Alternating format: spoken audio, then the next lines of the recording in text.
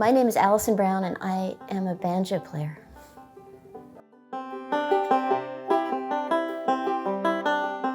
I grew up in Southern California playing bluegrass music in the 70s, and it was great in so many ways because bluegrass music was a more wide open genre in Southern California than I think it might have been if I'd grown up in Southern Appalachia. So for me, like, it was very normal for bluegrass music to be expansive in the way you would approach it.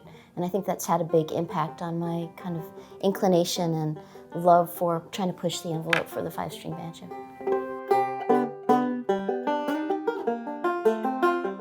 My very earliest memory that was extremely impactful was when I discovered the San Diego Bluegrass Club in, I think I was maybe 12 years old. My family had just moved to Southern California, and it was at the Shakey's Pizza Palace in Lemon Grove in San Diego.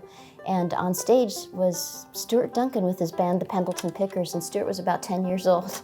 And he was just wearing out Paul Warren's solo on Earl's Breakdown, and I was so blown away. And that was really kind of a pivotal moment for me because I got to meet Stuart and his family, and they were huge supporters of mine, you know, trying to like get up and running with a good banjo and getting to play with good musicians. And ultimately Stuart and I played together a lot through high school and recorded an album together.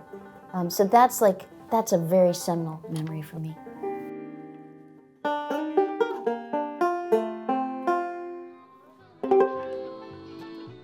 For me, the process of becoming a musician has been like a really long process because I grew up loving this instrument and loving bluegrass music and fully expecting the banjo to be an avocation for me when I was a doctor or a lawyer or fill-in-the-blank investment banker, and talking about the banjo at cocktail parties. So for me, like, the process of like identifying as a musician, it's been a really long road because I really never expected to be able to really call myself a musician. So it's a role that I've really grown into, and I think that I'm still growing into. And now when I stand on stage with my quintet and get to play tunes that I've written, well, for me it's still kind of like a dream that I get to do it, and then that it can connect with other people is just like really almost miraculous. But I think I'm still pinching myself and trying to convince myself that I'm really a musician. You know, it was the 1970s, so I think that there wasn't as much of a template for people making any kind of like real living out of playing these acoustic rooted instruments. Think about David Grisman, he had a major label deal, that was huge. You know, maybe Ricky Skaggs in the 80s, you know, kind of coming out of the new country sound in Nashville. But by and large, this music was like homespun music that's kind of a part-time music. And so anyway, my parents really didn't really encourage me to think of it as something you could do for a living because their whole experience with it was something that people do in pizza palaces at night, you know? So that's like, you don't want to be like a lady playing your banjo in a pizza palace, do you? And that made all the sense in the world. But it's amazing to see how things have opened up and how this music has become more broadly accepted and how people like Bela Fleck and Billy Strings and Molly Tuttle and a long list of people have made like viable livings out of playing this music. But for me, back at that time, it didn't really seem like a path one could pursue. And I spent 3 years in investment banking refunding tax-exempt bonds, which is as exciting as it sounded to say it just now. Having been there and done that, it's like I've never had to wonder, oh, what would it have been like if I'd just like done the traditional career path? Really, the whole time I just kept thinking about the banjo and what I could accomplish with the instrument if I could put a fraction of that amount of time and dedication into working on the instrument. And so I allowed myself like a 6-month hiatus because I really wanted to take some jazz guitar lessons. That's a constant theme for me, I guess. And just see if I could write some of my own music. And as chance would have it, Alison Krauss was looking for a banjo player right at that time, and we'd met through a mutual friend. And so I got a chance to join her band, and all of a sudden, like, I'd gone from like living on Nob Hill in San Francisco and structuring tax-exempt bond issues to living in a van and driving around places like Cumberland Gap and Pike County and being like, wow, this is where this music that I love so much came from. And it was an incredible, it was a huge like career 180 for sure. But it was like really living the dream for me because I've loved this music for so long, and growing up in California, hadn't really had that much exposure to it on the ground, you know. So getting to meet like people whose parents or they themselves had created the music was incredible. And then from then it was kind of a foregone conclusion. There was a point at which my parents were like, "We really think you would enjoy law school." Of course, my poor parents.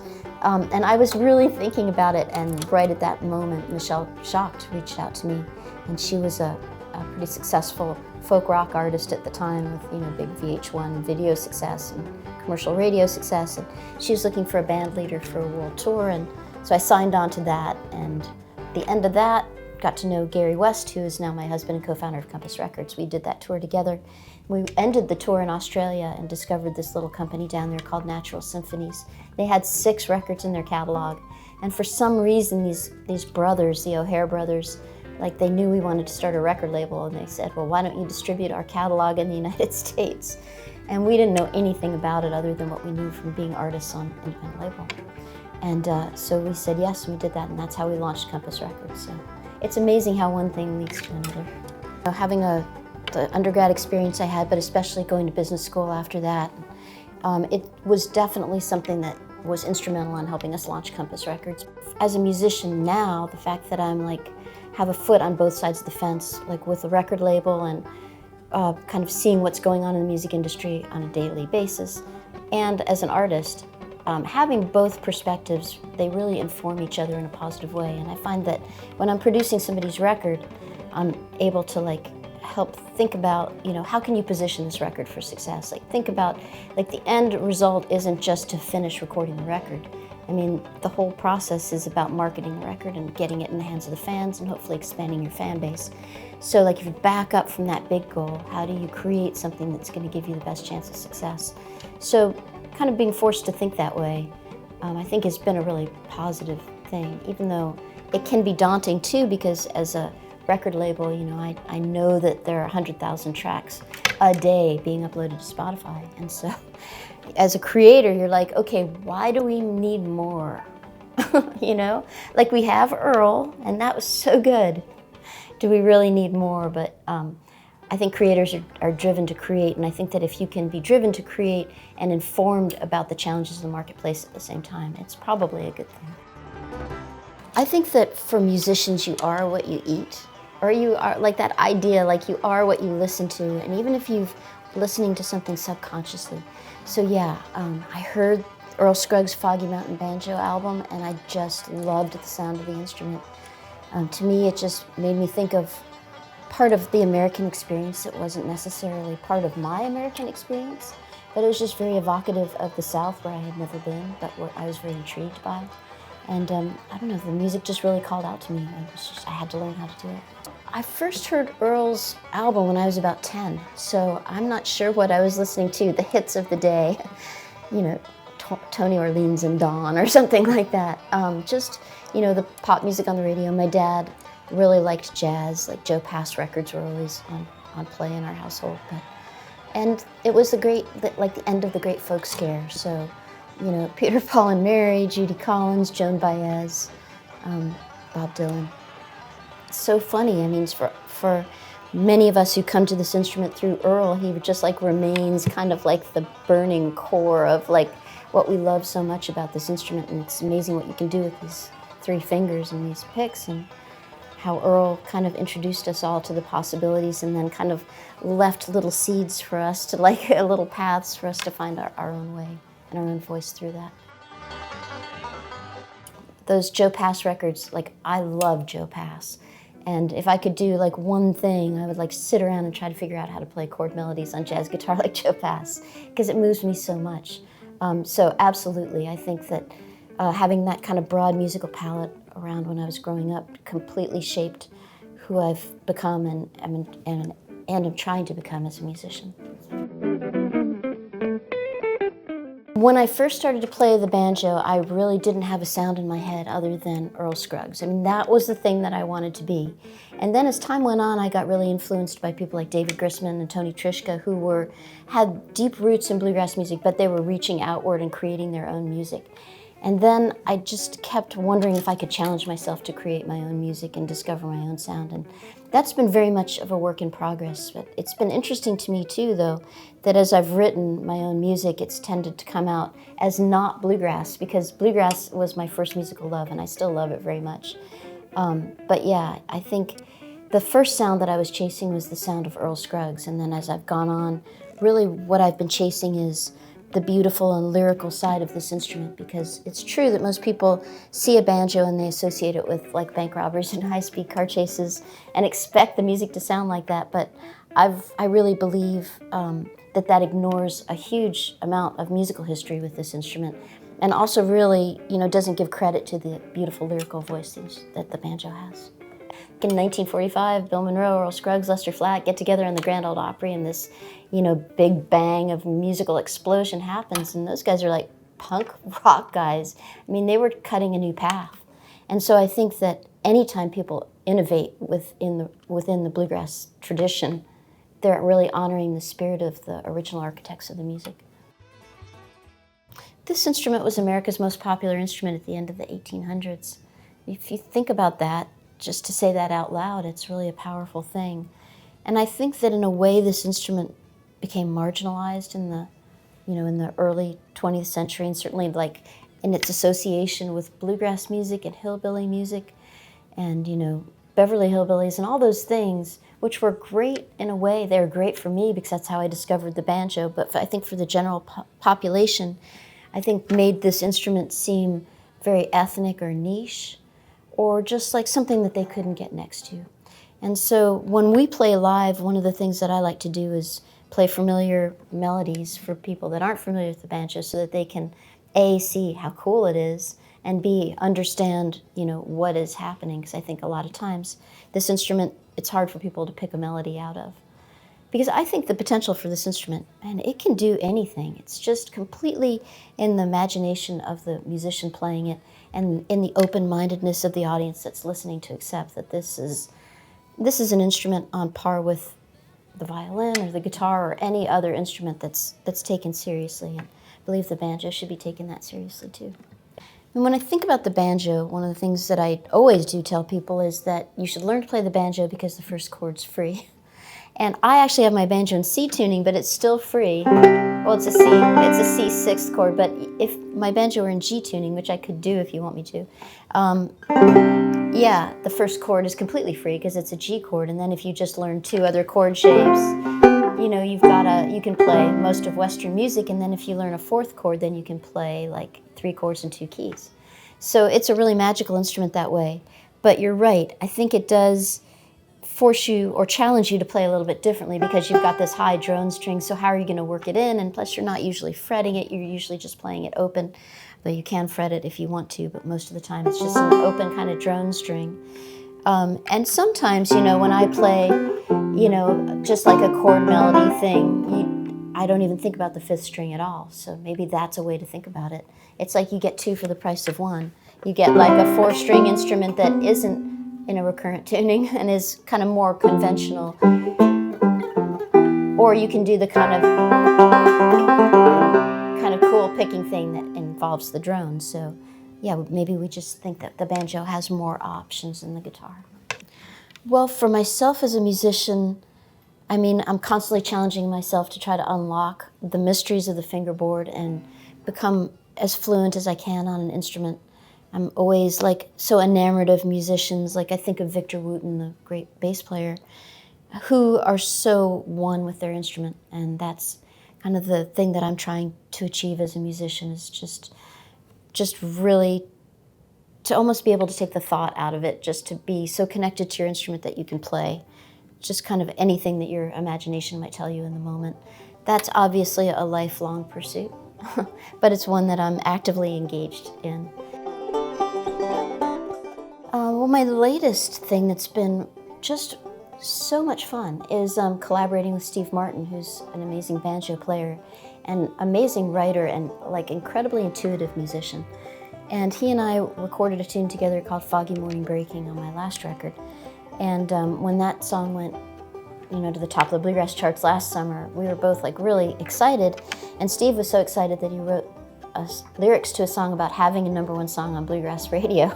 And so that song became Bluegrass Radio, which was the latest single that we put out. And since then, we've been writing a bunch of music together, and it's been cool because it all springs from the banjo. Even though most of the music is vocal music, really the ideas, the germ of all the ideas for these songs has come from like the banjo, mostly his clawhammer banjo and my 3-finger banjo. But the ideas have taken us every which way. I mean, there's a tune that's kind of a bossa nova groove, and trying to think of what else. I mean, it's not like bluegrass. It's kind of every which way of styles and sounds. And I think we share like a common love for exploring the lyrical voice of this instrument. So that collaboration has been almost like falling off a log. It's just like following his, like tossing ideas back and forth and turning them into things has been really easy. And it's not always that way. I've collaborated with a lot of people in the studio and helped people with records, and when something happens that easily, it's just a real joy. This has been super fun. I think I first met Steve Martin through his Banjo Prize board. He asked if I would be on the board when he launched his Banjo Prize, and that was about 14 years ago. And that was how we first connected, but then he would often spend the winter holidays in St. Bart's, and my family used to do that too, down in the French West Indies, so we get together and play banjos there, and that was always really fun. And then I've had a chance to fill in when Steep Canyon Rangers can't do his live show with Martin Short, so we've had some chance to sit around in the dressing room and play banjos together. And so it's just kind of been this really organic kind of exploration of what, you know, our two banjos can do together. It's been super fun.